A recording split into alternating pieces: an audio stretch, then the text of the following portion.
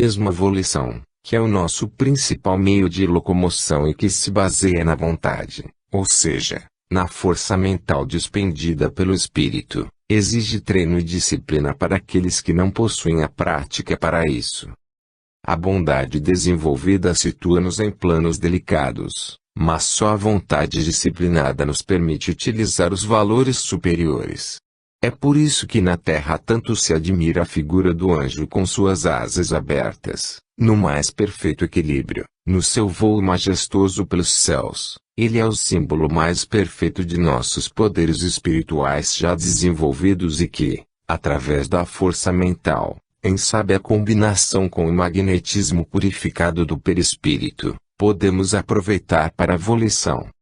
Embora o perispírito seja um veículo apropriado para nossa movimentação nas salutares regiões do além, é de suma importância o desenvolvimento de nossas forças mentais, porque elas é que são responsáveis pela nossa sustentação no voo. Por isso, o veículo perispiritual servir-nos-á bem pouco para a volição, se nos faltar a força de vontade suficiente para impulsionarmos até os nossos objetivos e sonhos.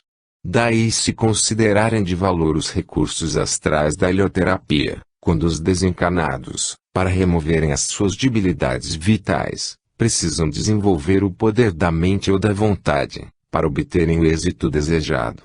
Pouco nos valeria possuir poderosa maquinaria, mas sem o necessário combustível para fazê-la mover-se. Pergunta: quais os principais fatores que impedem o perispírito de obedecer facilmente à nossa vontade ou ao nosso pensamento, no além, quando é certo que o nosso corpo físico responde imediatamente aos nossos comandos mentais?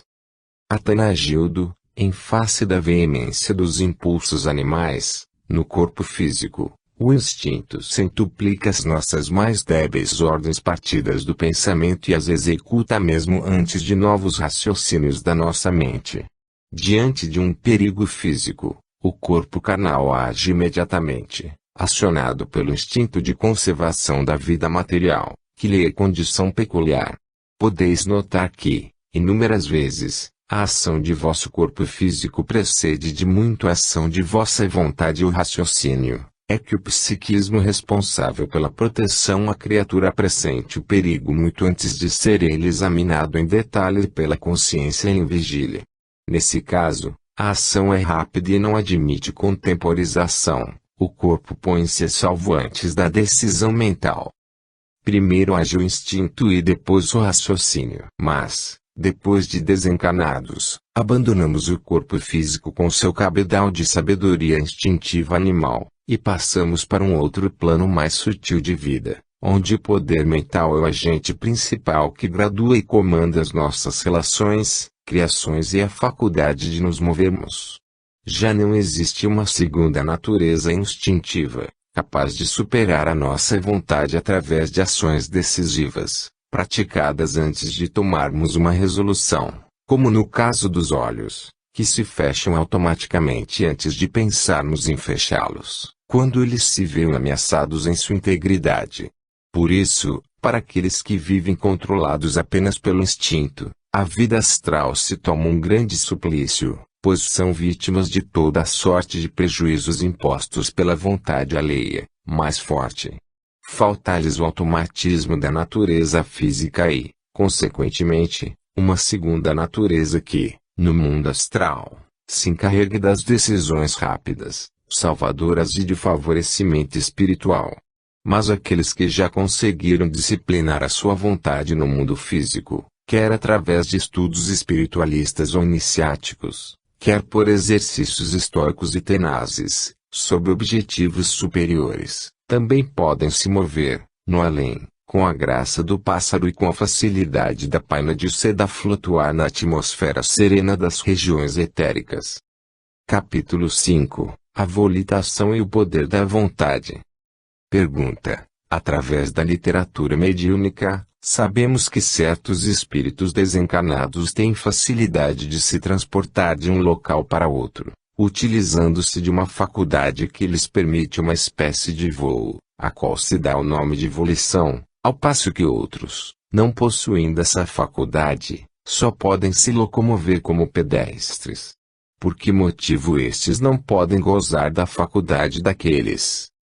Atanagildo, de fato é assim, visto que a força mental acumulada inteligentemente é que promove o êxito na volição. Como poderá se transportar a longas distâncias, por meio da força de vontade, criadora do poder mental, aquele que na matéria ainda não possuía força de vontade suficiente nem para abandonar pequenos vícios? Pergunta: então, só os espíritos superiores é que conseguem volitar? Atanagildo, como disse, a volição é a conquista dos que desenvolvem o seu poder mental. Assim, é óbvio que, quem o possuir, mesmo quando desviado do bem, pode volitar depois de desencarnado. No entanto, uma coisa é poder volitar e outra coisa ter permissão para volitar, pois aqueles que se aviltam no mundo, embora possuam força mental desenvolvida e inteligência bastante, terão que se situar em zonas densas e de baixas condições vibratórias. Em consequência, mesmo que sejam capazes de volitar, a lei os conservará presos ao solo ou, então, mal poderão ensaiar alguns arremedos de voo à distância, porque as suas condições vibratórias não permitirão que passem daí. Não podeis comparar os voos curtos das aves domésticas, presas ao solo, com o voo incomparável dos pássaros que cortam o espaço. Pergunta: podeis nos dar uma ideia mais clara de como se processa o fenômeno da volição? Atanagildo: a volição se baseia principalmente na ação dinâmica da vontade atuando sobre a energia mental, que então serve de sustentação para que o perispírito possa se conduzir através do espaço. Servindo-me de minha vontade coesa e disciplinada, que me permite governar a mente para conservar-me em voo seguro, posso alcançar os objetivos e pontos desejados, como se fora possuído da leveza do pássaro a voar sob um céu de arminho irisado. É certo que o faço na conformidade do meu tipo espiritual e, por isso, não posso me afastar do círculo traçado pelas minhas condições vibratórias siderais. Pergunta: não podemos deixar de nos emocionar ante a constatação dessa possibilidade de o espírito voar liberto das peias do solo físico? Atanagildo: sei que isso vos entusiasma, noto-vos a sensação eufórica e a respiração excitada, ante este quadro atrativo que vos apresento. Como ser-vos-á delicioso volitar no espaço, após a vossa desencarnação, livres das preocupações com duplicatas, dentistas, armazéns, aluguel de casa ou impostos. Que júbilo ouvir a música das esferas, sentir o perfume embriagador das flores paradisíacas e apreciar a policromia de paisagens encantadoras. São revelações que vos arrebatam a estados celestiais, de repouso e contemplatividade, sonhos que realmente vivem no subjetivismo de vossa memória etérica e repontam emotivamente, embora ainda permaneçais reclusos na carne terrena. O espírito encarnado é um viajante que deixou a sua pátria celestial e, mesmo quando ignora essa circunstância, costuma rever fugazmente alguns fragmentos do panorama sublime que o aguarda no futuro, assim como conserva no íntimo a recordação do seu verdadeiro lar celestial.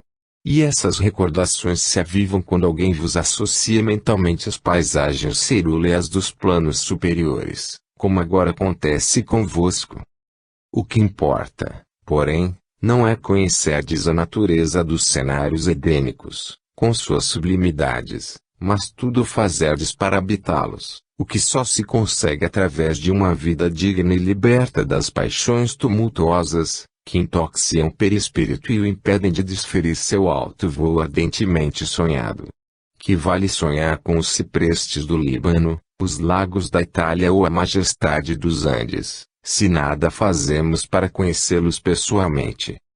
Pergunta: o desenvolvimento da vontade, para o êxito da volição, no espaço, deve começar quando ainda estamos encarnados?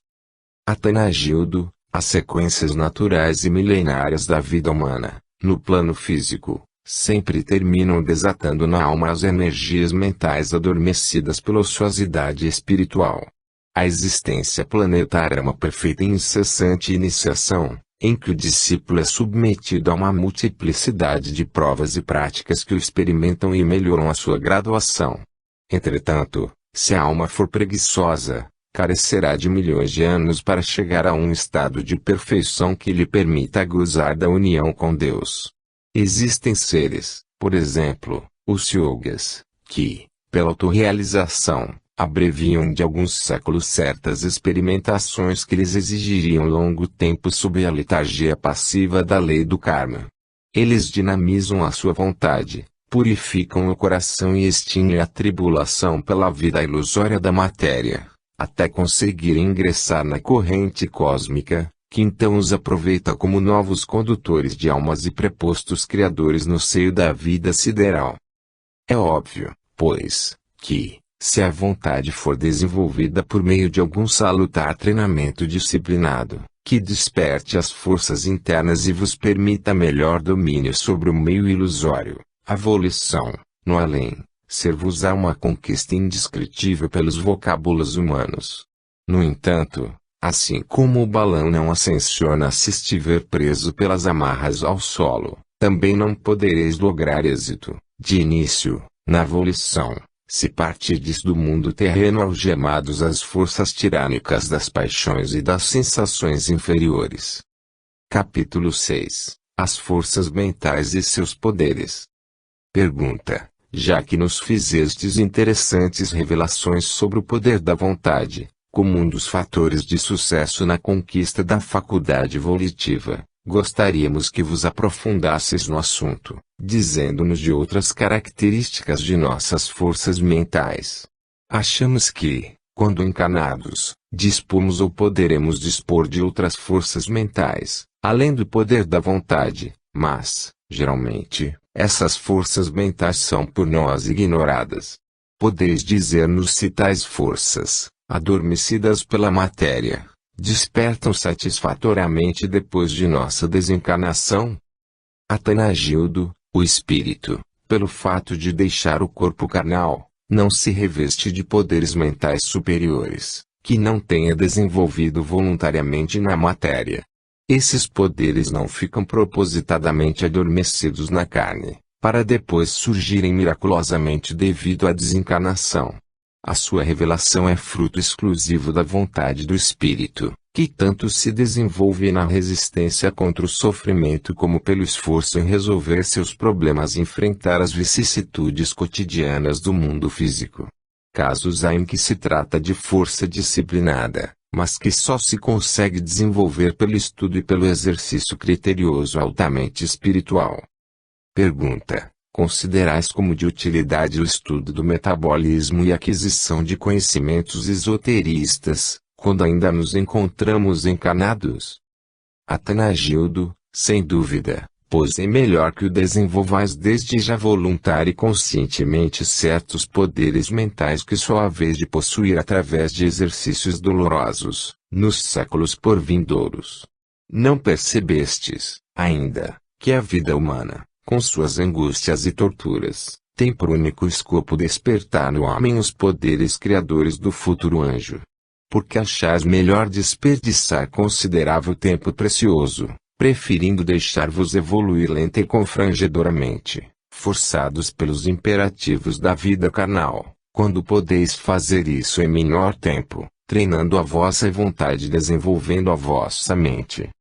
Pergunta: muitos afirmam que o devotamento excessivo ao estudo e desenvolvimento das forças ocultas do espírito pode causar-lhe perturbações. É verdade? Atanagildo: é evidente que esse devotamento precisa relacionar-se com o grau de maturidade e capacidade do espírito e nunca constituir algo de prematuro e, portanto, perigoso de provocar perturbação. Existem muitas criaturas do que não se devotam a nenhum estudo e nenhuma experimentação dos poderes do espírito e que, no entanto, fanatizadas por sectarismos, vivem lamentavelmente perturbadas no seio de suas igrejas ou agremiações espiritualistas. Os imaturos de espírito não se interessam pelos poderes da alma tão bem descritos nas obras espiritistas, esoteristas, rosacruzes, teosofistas e yogas, mas se enclausuram fanaticamente nos seus dogmas, mistérios sagrados, biblismos, tabus e proibições eclesiásticas.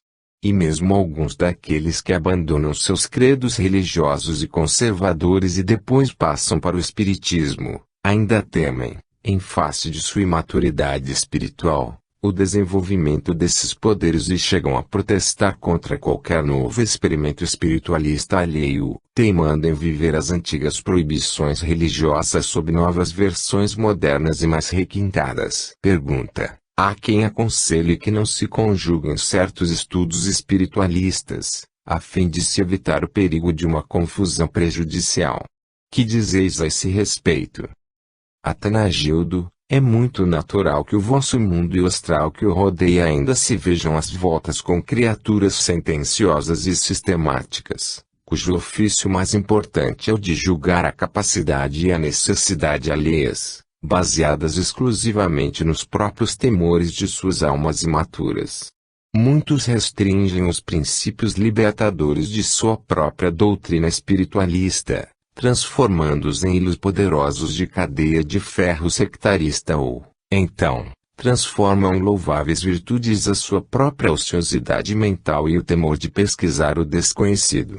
Certamente, conheceis a história dos bois que repudiavam o capim seco e que, em virtude de uma inteligente ideia do lavrador, que lhes colocou óculos verdes nos olhos, passaram a se alimentar desse capim, com sofreguidão.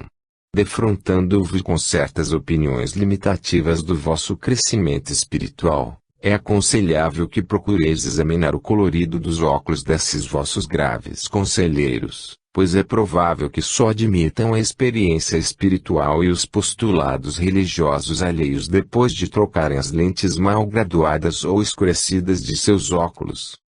Recordo-me de que, durante a minha última encarnação na Terra, alguns amigos tímidos me advertiram frequentemente sobre os perigos a que eu me expunha através da insaciabilidade de perscrutar a verdade e ativar a autorrealização, além de pretender também chegar às conquistas gloriosas de outros meus irmãos devotados ao mesmo ideal espiritual. Mas nunca me pude satisfazer com princípios exclusivistas de qualquer credo, seita ou doutrina, pois tinha particular desconfiança para com os conspícuos defensores de doutrinas que diziam possuir exclusividade sobre a melhor verdade ou a verdade verdadeira. Sempre me aborreceram as contradições de certos adeptos e simpáticos de doutrinas espiritualistas que, depois de afirmarem que Deus se encontra imanente em todas as coisas e seres que criou, excluíam-no do seio de outras religiões, para só o admitirem em seu credo simpático.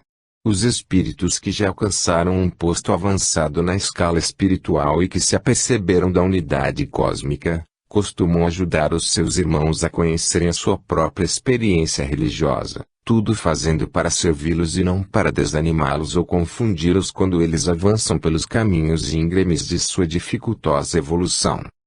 É preciso tentar-se a libertação da matéria o mais cedo possível, principalmente por meio do desenvolvimento das forças espirituais, que são patrimônio eterno da alma, em lugar de se permanecer longos séculos ligado a crenças organizadas, que estão sempre repletas de ritmos, dogmas, superstições, mistérios e proibições sem cabimento.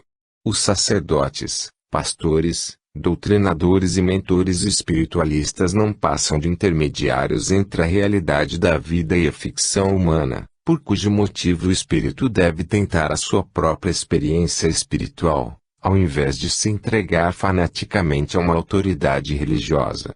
Convém ao espírito despertar da hipnose e da comodidade de aguardar a opinião alheia para solver seus problemas espirituais, afastando-se do número daqueles que não sabem avançar senão apoiados nas muletas fornecidas por seus sacerdotes, pastores, mentores, doutrinadores, e guias ou pretos velhos. Os que assim procedem abdicam de sua própria faculdade de pensar e limitam a sua área de saber, fugindo da experiência libertadora, porque só criam no que lhes dizem as suas simpatias encarnadas ou desencarnadas. Eis porque o esforço heróico e a ousadia do discípulo para ultrapassar os arames farpados das limitações religiosas e doutrinárias causa temores e provoca censuras por parte daqueles que, submetidos às mesmas condições, ficariam perturbados. Pergunta: os poderes mentais ou espirituais, que desenvolvestes na Terra, antes de vossa última desencarnação, tem-vos auxiliado bastante na nova vida do astral? Atanagildo: sem dúvida. Mas esse desenvolvimento eu não o realizei pela primeira vez no Brasil, desde minha existência anterior à encarnação de Jesus, quando envergava no Egito as vestes sagradas do sacerdócio de Amon-Ra, já cultivava o desenvolvimento da vontade e aprimorava o exercício mental. No entanto, como não houvesse ainda alcançado um discernimento espiritual que me pudesse orientar no uso desses poderes, embora não os houvesse empregado deliberadamente contra o próximo, servia-me deles para o êxito no mundo físico, mas como uma força obstinada, de autoconfiança, que me auxiliava a resolver satisfatoriamente os problemas políticos, sociais e econômicos. Eu era o que se chama comumente um homem de pensamento forte, certo de que as minhas energias mentais eram um dom natural do berço, ignorando que elas haviam sido desenvolvidas paulatinamente, sob métodos exaustivos e sacrificiais, no decorrer de séculos. Deveis conhecer na terra homens pobres, ignorantes e até analfabetos, que obstinadamente erigem patrimônios de vulto e desenvolvem avançados parques industriais, proporcionando trabalho a milhares de criaturas. Do que provém isso, senão do seu extraordinário poder mental, desenvolvido na peregrinação da vida material, do qual os mentores espirituais se aproveitam para também favorecer novas situações de aprendizado à humanidade. Visto que eles ainda apreciam criar no mundo físico, enleando-se karmicamente no ciclo reencarnatório, transformam-se então em grandes industriais e senhores de vastos domínios, que o poder mental, bastante potencializado, ajuda-os a erigir no crosta. Mas também lhes chega o momento de maturidade espiritual em que, ao invés de se servirem de suas forças para edificar um império transitório na forma, usam-nas definitivamente para sua libertação espiritual, assim como já o fizeram os grandes seres que nos precederam na escalonada sideral. Como não existe o milagre e a Terra é um campo de provas para o espírito desenvolver o seu senso criador, todas as nossas realizações e conquistas, que dormitam em nossa intimidade espiritual, são sempre o fruto de nossos esforços individuais e não de privilégios injustificáveis. A esse poder mental, que eu também havia desenvolvido, soube dar mais tarde um sentido espiritual superior e de favorecimento ao próximo, por cujo motivo ele vem se purificando satisfatoriamente, assim como a água poluída se torna cristalina ao se filtrar pela pedra purificadora. Pergunta: o desenvolvimento do poder mental, sob um método criterioso, serve exclusivamente ao seu portador, ou pode ser também aproveitado pelos espíritos superiores, para seus planos benfeitores? Atanagildo: o espírito de coração boníssimo, e também senhor de suas forças mentais, é uma das células mais utilíssimas no organismo da vida.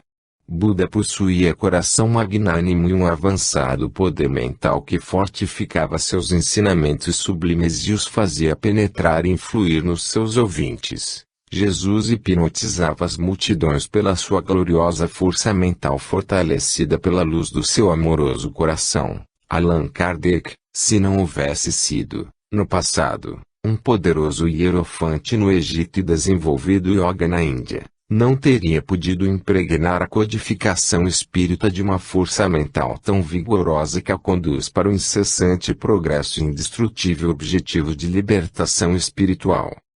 É óbvio que, em geral, os seres buscam a sua própria glória e interesse quando se reconhecem donos de recursos mentais vigorosos, mas, se tiverem discernimento espiritual, terminarão conduzindo todos os seus esforços em auxílio da coletividade. E quando isso começa a suceder, Os mentores siderais volvem suas atenções para o discípulo desenvolvido e bem-intencionado, convidando-o a participar da tarefa sublime de criar. Pergunta: os espíritos encarnados devem desenvolver esse poder mental por meio de cursos ou métodos especiais? Atanagildo: de princípio, o karma obriga a criatura a contínuos reajustamentos mentais e retificação incessante dos desvios decorrentes da perda da vontade e negligência no pensar, até que, então, se lhe desperte o desejo de intervir no seu próprio destino e modelá-lo conscientemente. Quando o espírito se fatiga da ilusão material, inicia, por si mesmo, a investigação da origem das coisas, dos seres e de sua própria origem espiritual e se aplica heroicamente ao despertamento definitivo de suas forças ocultas. Todo esforço de aperfeiçoamento espiritual, em conjunto com o desenvolvimento mental, não só é o princípio de libertação da roda das reencarnações, como também é motivo de júbilo para os técnicos siderais, pois é sempre um novo cooperador que se inicia na divina arte de criar na tela do infinito. Deveis saber que não existe um pernilongo, uma pétala de flor ou mesmo um galho de urtiga que não tenha sido idealizado primeiramente na mente dos espíritos desencarnados, para só depois ser forjado no cadinho das formas materiais. A criação é eterna, porque as almas que aceitaram a incumbência de criar o fazem perenemente. Não supondes, por exemplo, que as florezinhas dos campos, que pisais inadvertidamente, são produtos materializados de pensamentos angélicos já projetados há incontáveis milênios. Creio que, em face do exposto, não vos será muito difícil avaliar a importância inestimável do potencial de forças mentais que podem ser desenvolvidas sob a influência de um coração magnânimo. Pergunta: tendes sido alvo da atenção de algum mentor, no além, que vos esteja auxiliando para o aproveitamento das vossas forças mentais, no sentido de também aprenderdes a criar? Atanagildo: sou discípulo de irmão Navarana, que foi disciplinado yoga, e que desde Atlântida vem me acompanhando carinhosamente e que se encarregou de me orientar no desenvolvimento das forças mentais criadoras. Frequento-lhe o curso em nossa metrópole do Grande Coração e tenho me submetido a rigorosos tratamentos magnéticos especiais, que muito me ajudam a potencializar a mente. De vez em quando, em companhia de outros discípulos escolhidos por irmão Navarana, saímos para os arredores da metrópole, a fim de fazermos alguns exercícios de mentalização criadora. Pergunta: podeis nos dar uma ideia desses exercícios? Atanagildo: certa vez, sob a direção afetuosa de irmão Navarana, eu tentava configurações mentais para um exercício mais vivo e experimental de meu poder mental. Resolvi, então, reproduzir na tela do meio astral a encantadora flor, que primeiramente me fora mostrada nos modelos primários de instituição das flores. Após servir-me de minhas forças mentais, já algo desenvolvidas no mundo físico, pude retratar a flor, materializada, no ambiente astral. E então exultei de alegria infantil ao certificar-me de que o meu esforço mental se transformara num fato concreto. No entanto, não pude deixar de me sentir desapontado ante um sorriso enigmático de irmão Navarana ao olhar a minha criação. E, para minha primeira decepção como espírito criador, ele me mostrou todos os defeitos encontrados na flor materializada à minha frente, explicando-me que, se o departamento floral da metrópole reduzisse aquela flor à semente e a transferisse para a matéria, o molde etérico daquele espécime, produzido sob a minha força mental, seria tão imperfeito que nenhuma força na terra conseguiria fazê-lo germinar. Ainda por longo tempo exauri-me no exercício de mentalizações experimentais, para verificar, cabisbaixo, que sempre faltava algo para completar a verdadeira configuração definitiva da flor. Ora eu esquecera de mentalizar o pólen da propagação futura da espécie floral, ora faltava o arminho protetor das pétalas, periclitava a sutura das folhas à haste, ou então o processo da corola se antecipava ao do caule. De outra feita, Havia perturbação na linhagem da genética etérica, para a flor poder eclodir harmoniosamente desde o seu cromossomo vegetal permanente até a sua derradeira forma como um tipo vegetal subordinado à classificação sensata da botânica terrena. Entro em tais detalhes, para que saibais que a prece está ausente do plano da criação, pois os iniciadores siderais vivem exclusivamente no eterno presente, despreocupados das aflições tão próprias do calendário humano. Uma florzinha, das mais diminutas, pode ter sido objeto de cuidadoso plano que tenha se desenvolvido durante alguns séculos de experimentações astrais e correções mentais, antes de ser transferida definitivamente para o laboratório do mundo físico e integrada na fenomenologia material responsável pela germinação da semente na crosta. Cada semente material é um pequeno cofre contendo ciosamente, em sua intimidade etérica, todo o processo de crescimento e a miniatura da futura árvore ou da espécie que foi criada e avivada na substância mental astral, pelos seus criadores. Quando ela eclode no seio da terra, como um produto do vegetal que a originou, apenas desata a configuração mental que já dormitava potencialmente em seu seio, constituindo o efeito de um plano disciplinado e que já fora vivido antecipadamente em todo o seu ciclo germinativo.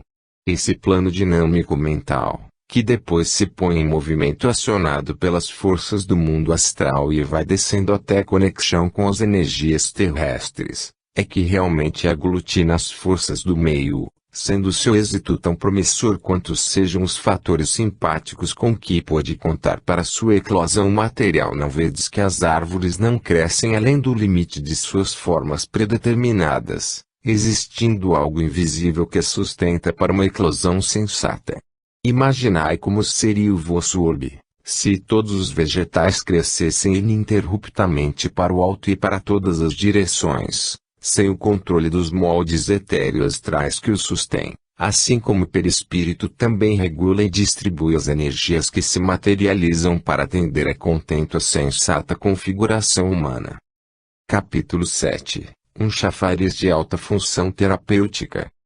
Pergunta: desejaríamos conhecer melhor a influência da mente desencarnada nas coisas que compõem o mundo astral, isto é, a natureza e função da vontade do espírito nesse fenômeno. Podeis nos atender nessa indagação? Atanagildo, a fim de melhor atender a vossa indagação, vou exemplificar o assunto com um acontecimento interessante verificado em nossa metrópole. Através dos seus efeitos, pude aquilatar melhor o poder da mente, quando bastante criteriosamente desenvolvida, assim como constatar a plasticidade da substância astral sob a ação da vontade disciplinada.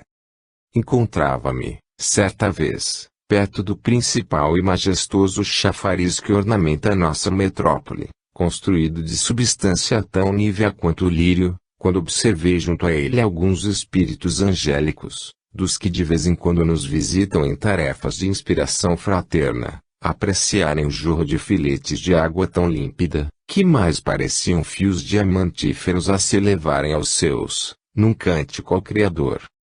Mas, de súbito, surpreendi-me extraordinariamente ao ver aqueles espíritos, quais crianças travessas, a se servirem de sua vontade e poder mental desenvolvidos para atuarem nos filetes de água, nos quais se produziam mil nuances de cores até então desconhecidas a mim e aos outros moradores da metrópole, que se entusiasmavam com o interessante espetáculo. Eram de fisionomias sublimes, transbordantes de ternura e alegria infantil, pois não escondiam o prazer que também sentiam pelo fato de surpreenderem e divertirem os presentes. Sob estranha influência superior, veio-me então à mente aquela advertência memorável de Jesus, sobre a simplicidade das almas excelsas: deixai as crianças, e não as impeçais de virem a mim, porque delas é o reino dos céus. Ali eu comprovava que a alma elevada e sábia se torna cada vez mais simples e terna, pois o conhecimento incomum que a faz compreender melhor a grandeza de Deus também lhe demonstra a pequenez de sua estatura humana. Depois que esses espíritos elevadíssimos produziram as cores mais indescritíveis para a vossa visão carnal, reuniram todos os seus pensamentos até formarem um só feixe mental energético. Em seguida, aquele que me parecia ser o mais sábio ou o mais poderoso, comandou o potencial de energias resultantes da união mental de todos os outros companheiros e fê-lo projetar-se sobre o lindíssimo repuxo de nossa metrópole.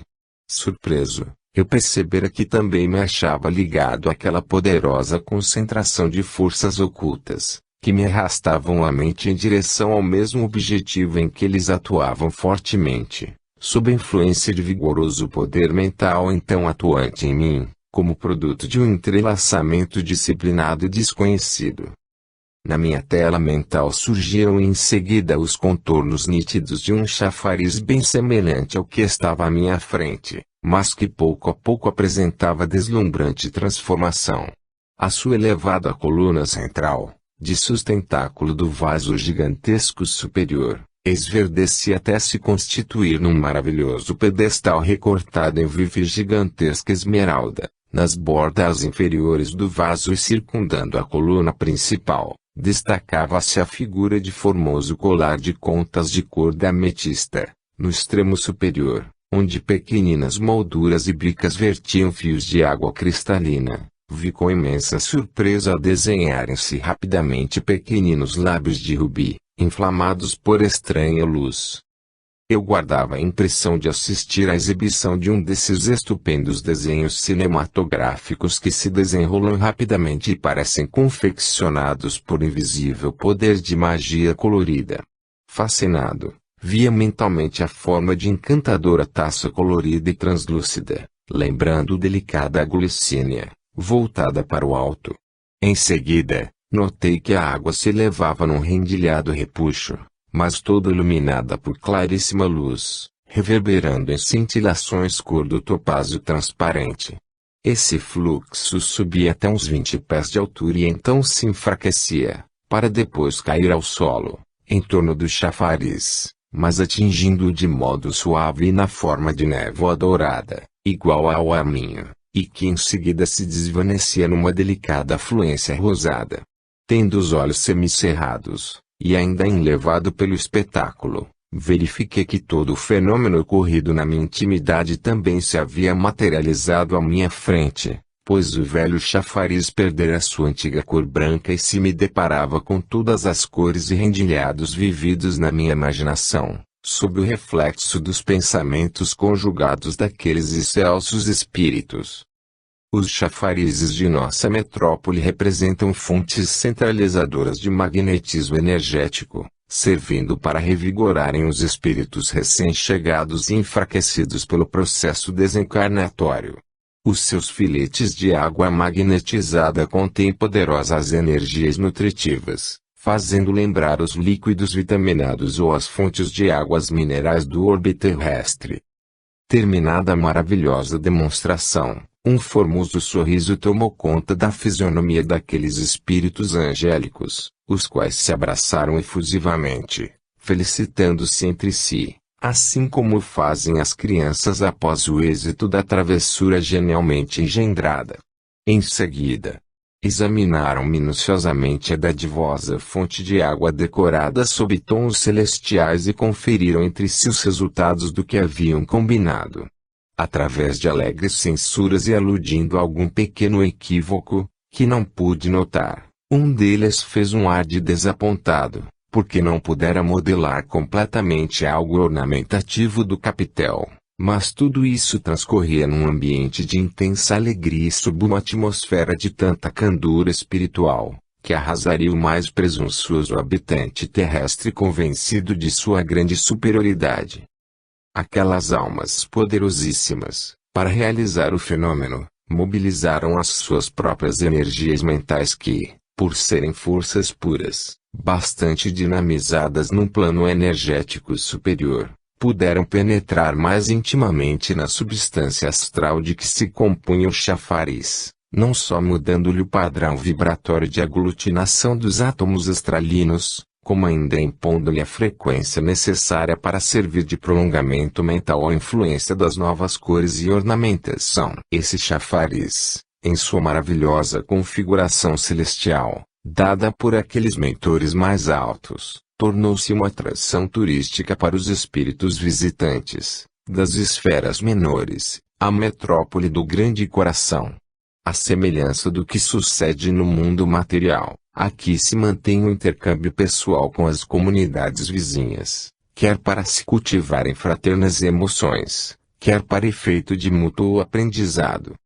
Pergunta: podeis, ainda, nos informar quanto à natureza hierárquica desses espíritos visitantes, que puderam alterar a configuração comum dos chafariz da metrópole do Grande Coração?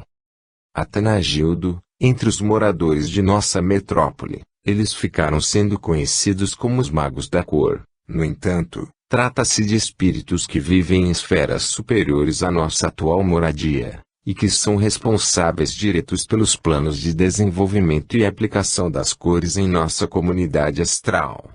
Recorrendo à complexa terminologia científica terrestre, poderias denominá-los, pomposamente, de cromosofistas, isto é, cientistas da cor. Pergunta: como poderíamos entender o fato de esse chafariz se tornar mais energético, após a intervenção benfeitora desses espíritos mentores? Atanagildo: convém esclarecer que esse chafariz já havia sido construído em nossa metrópole sob a mesma técnica de conexão mental, isto é, como resultado da soma de pensamentos poderosos produzidos pelos próprios administradores da nossa comunidade. A obra resultou de um plano prévio e muito bem coordenado que, depois, foi concretizado pela poderosa concentração de energias atuando na substância astral. Mesmo antes da feliz modificação, o chafariz já era um monumento indescritível à inteligência humana, pois, tendo sido confeccionado artisticamente na substância astral luminosa de nossa metrópole, tornara-se realização superior ao que de mais belo conheceis aí no mundo material. Mas se o compararmos ao novo monumento de hoje, o antigo chafariz não passará de modesto ornamento e singela fonte de nutrição energética às almas ainda incipientes ao processo de absorverem o magnetismo do meio astral. Os habitantes da cidade alimentam-se agora com mais êxito nas emanações da grande coluna d'água absorvente, e que irradia energias magnéticas. Após a dádiva dos magos da cor, a fonte tem proporcionado inúmeros efeitos de revitalizações instantâneas a muitos recém-chegados exauridos na travessia do além, cujas curas bem se poderiam considerar como miraculosas. Pergunta: e haverá possibilidade de outros espíritos intervirem e modificarem o aspecto atual desse chafariz? Atanagildo: sem dúvida, pois tudo depende apenas de maior ou menor potencial de energias mentais. Mais tarde, outros visitantes da nossa metrópole, antes de partirem, e gratos ao tratamento e à afetuosidade dos habitantes do Grande Coração, também deixaram o seu cunho angélico na estrutura do belíssimo chafariz, não só melhorando-lhe as funções terapêuticas, como ainda acrescentando novos traços de beleza ainda desconhecidos à nossa visão astral comum. Estes visitantes eram espíritos mentalistas, que só operam no raio amarelo e seus matizes, ainda desconhecidos ao homem terrestre. Eles possuem o poder mental suficientemente desenvolvido e, por isso, agiram tendo em vista o energismo mental dos que se submetessem futuramente aos fluxos emanados do chafariz, em lugar de se beneficiarem apenas com os efeitos puramente balsâmicos do raio azul ou das revitalizações astrais do topazino. Aplicando o mesmo processo de concentração mental, que antes haviam adotado os magos da cor, esses outros espíritos, que na Terra haviam sido poderosos Raja Yogas na região setentrional da Índia, fizeram o chafariz ganhar novo aspecto artístico e destacaram nele a tonalidade amarelo puro, cujo formoso matiz e exuberância não tenho a presunção de vos descrever, que atua poderosamente na composição das energias dos que procuram a fonte. Muitas almas incipientes, que passam pelo mundo físico descrentes da magia criadora do poder mental e que não desenvolveram para sua aventura sideral, poderiam encontrar nesse chafariz maravilhoso, se o pudessem ver, A prova mais evidente do imenso potencial de forças criadoras adormecidas no homem. Pergunta: qual o processo que favorece a nutrição magnética aos necessitados que recorrem ao chafariz ou são conduzidos para junto dele, para esse fim? Atanagildo: não vos deve ser estranho o fato de que a água é o mais poderoso agente eletromagnético, capaz de absorver tanto as emanações de ternura, amor e júbilo, quanto as expressões mentais de ódio, cólera ou melancolia, produzidas pelas criaturas. A água pode ser um veículo medicamentoso, para curar o enfermo, mas também pode se transformar em depósito de veneno, capaz de matar a criatura mais resistente. Ela absorve tantas vibrações do bem como as irradiações maléficas. Enquanto na metrópole do Grande Coração somos beneficiados pelos regatos e rios de águas frescas e cristalinas, impregnadas das mais santificadas vibrações que reconfortam e balsamizam, no astral inferior eu só deparei com cisternas e vales de água pantanosa, quase sempre aquecida e estagnada em recantos sombrios, formando ninhos aquáticos de vida infecciosa e de pútrido odor. Obediente à divina lei de simpatia vibratória, a beleza e atração artística do chafariz torna-se divina atração, além do que faz brotar fluidos de admiração e encanto dos que ali o cercam. Deste modo, aqueles que se aproximam, com o desejo sincero de renovar suas energias fatigadas, acabam se tornando sensibilizados e receptivos, absorvendo o poderoso magnetismo que flui incessantemente do abençoado líquido saturado de energias concentradas pelas mentes superiores. À semelhança do que acontece no processo de obsessões, em que os malfeitores das trevas buscam um ponto hipnótico para obsidiarem suas vítimas, o aspecto fascinante do chafariz serve como ponto de concentração prazenteira para que os espíritos benfeitores possam produzir o bem. A sua formosa configuração, o repuxo policrômico e os rendilhados líquidos, que inundam a visão de encanto espiritual, constituem um verdadeiro centro hipnótico capaz de harmonizar os pensamentos mais heterogêneos dos que o rodeiam. Enquanto estes se prendem espontaneamente aos efeitos maravilhosos do chafariz, o magnetismo vigoroso que dali se evolui também penetra-lhes o perispírito e retempera-lhes as zonas exaustas, recompondo os fluxos energéticos da circulação astral.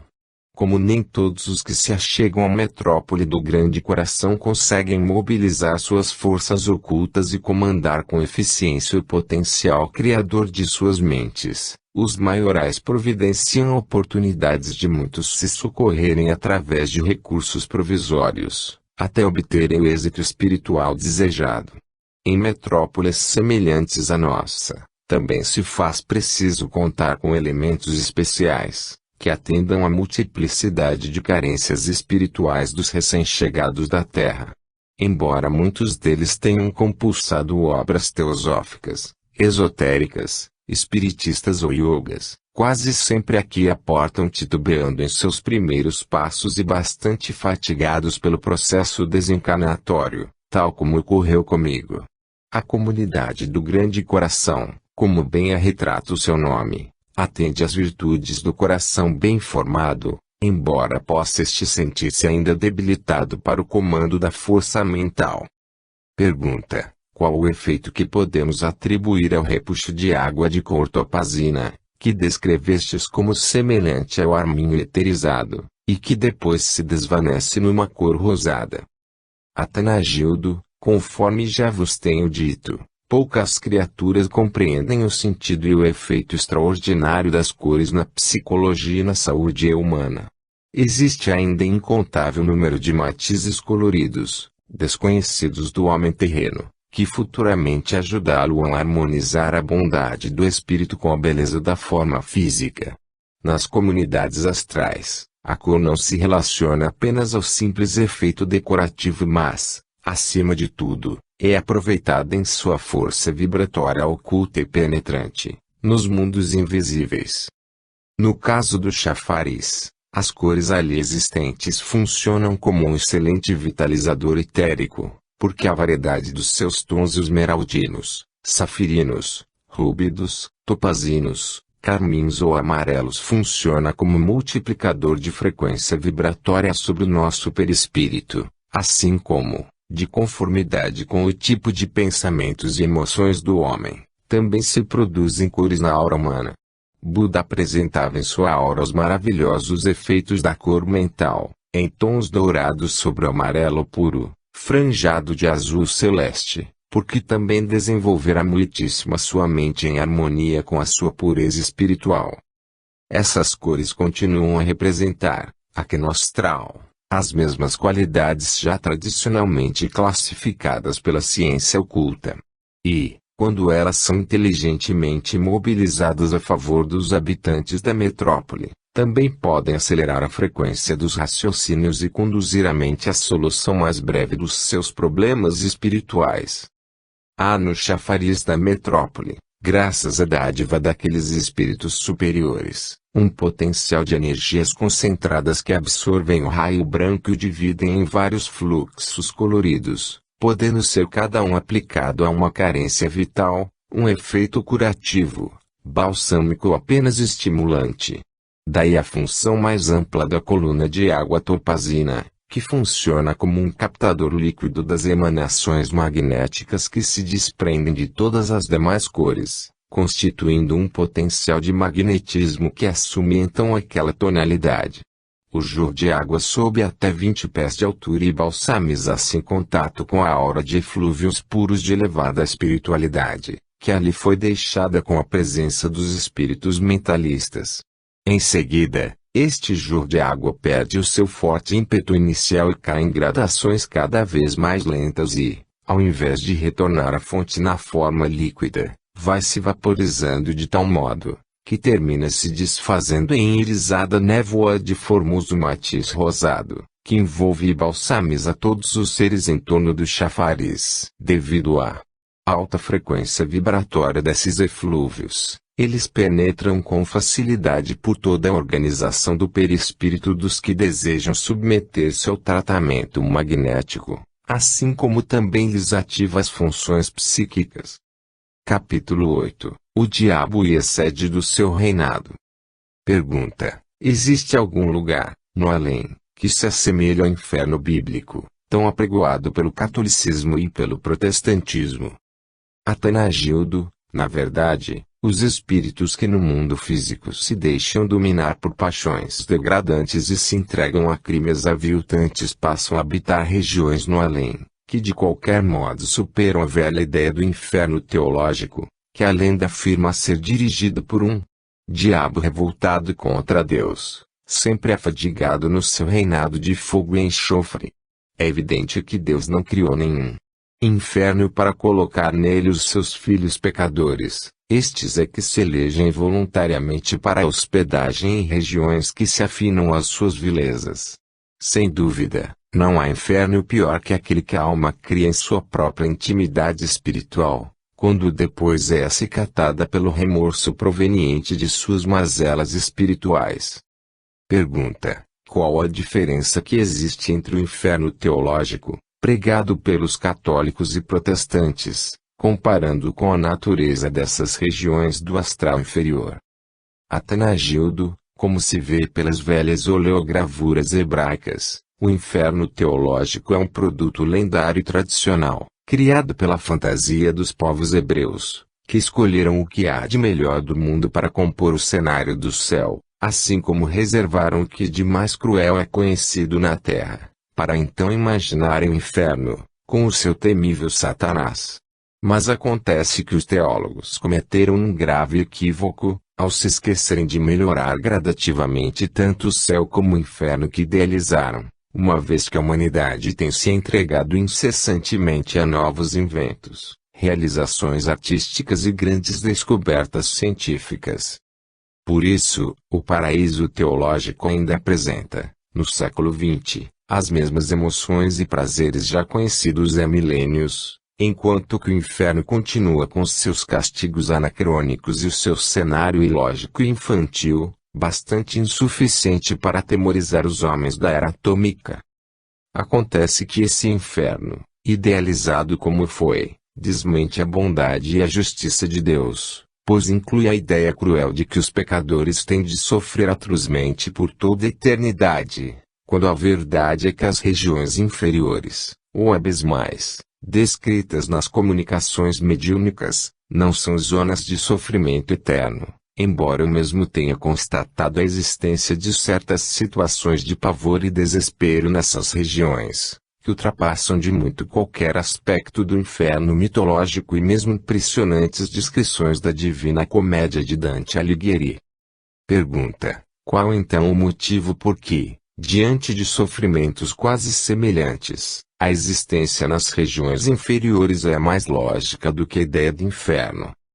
Atanagildo: a diferença está em que as religiões católica e protestante, bem como a mitologia hebraica, consideram o inferno como um lugar adrede preparado exclusivamente destinado ao tormento das almas pecadoras, pródigo de fogo e enxofre, e criado para encerrá-las por toda a eternidade.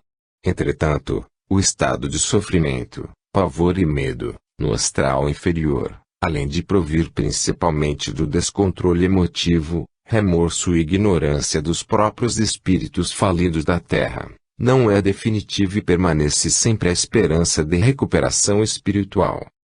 Não se trata de sofrimento eterno, nem de castigo deliberado contra pecadores, mas apenas de retificação de almas, porquanto Deus sempre as considera como espíritos enfermos, em tratamento, e não como criminosos condenados à desgraça eterna.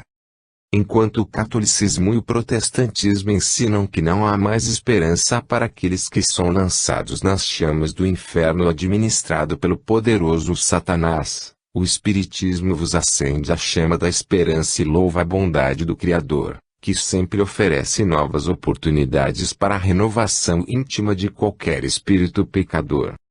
Deus, a bondade suprema, não pode descer à vileza de castigar as imperfeições humanas. Ele reajusta e reeduca o peregrino espiritual, para que abandone as seduções escravizadoras da carne e ingresse mais cedo na senda reta do bem e da verdade.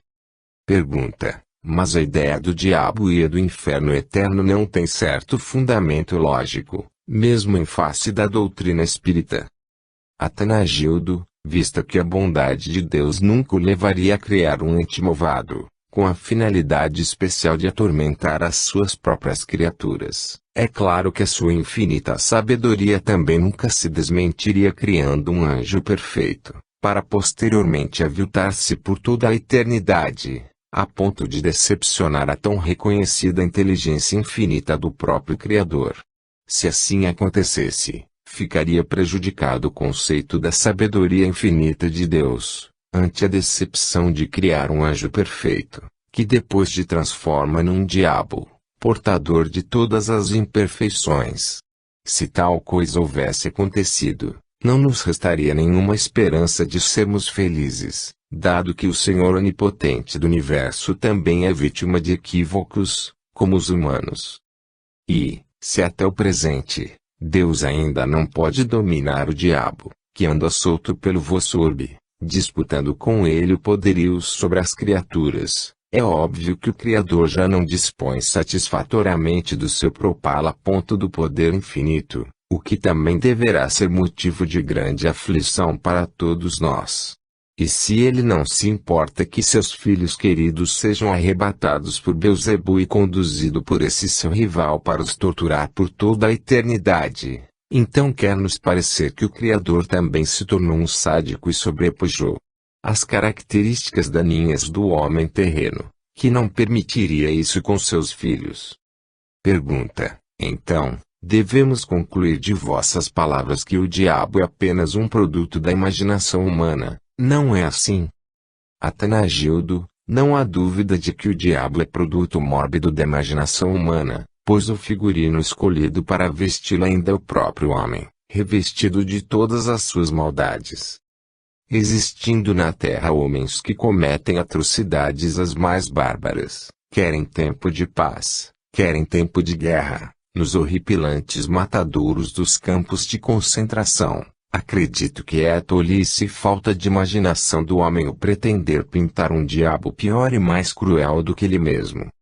Se examinardes a história terrena, verificareis que nunca existiram atrocidades, crimes, torpezas, impiedades ou vinganças maiores do que as praticadas pelo homem, de vez que eles as cometem com mais requintes de malvadeza do que se fossem praticadas pelo diabo. As cruzadas da Idade Média, que retalhavam